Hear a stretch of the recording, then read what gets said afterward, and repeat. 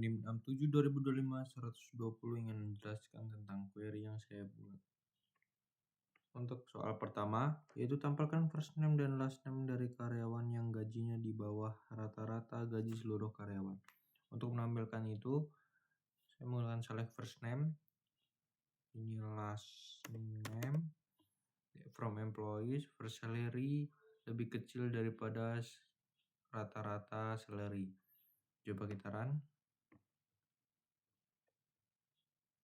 Oke, ini adalah rata-rata yang first name dan last name gaji di bawah rata-rata. Untuk soal kedua, yaitu buatlah tabel baru bernama training dengan kolom training ID, course name, employee ID, training date. Oke, di sini create tabel training ID, number, primary key, course name varchar 2 100, tidak boleh null, employee ID, number, reference employee. Ini foreign key-nya employees dalam kurung employee ID. Training date menggunakan date. Coba kita run. Oke, tabel sudah dibikin. Lanjut ke soal berikutnya. Masukkan satu data training fiktif ke tabel training dengan karyawan dengan ID 100. Ini kita membuat insert into training ID, course name, employee ID, training date dengan value 1. Ini course name-nya, employee ID 100, tanggalnya tanggal hari ini saya buat. Coba kita run. Oke, di sini sudah berhasil. Kita lanjut ke soal yang keempat.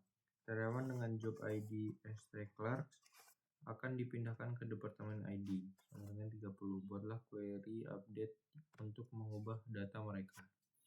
Oke, ini update employee, set departemen ID sama dengan 30, where job ID sama dengan clerk.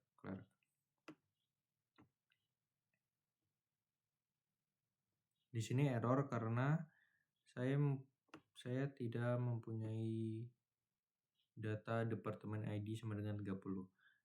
Di sini saya hanya punya 10, 20, 50, 60, 80, 90 dan seterusnya. Jadi saya ganti menggunakan 20.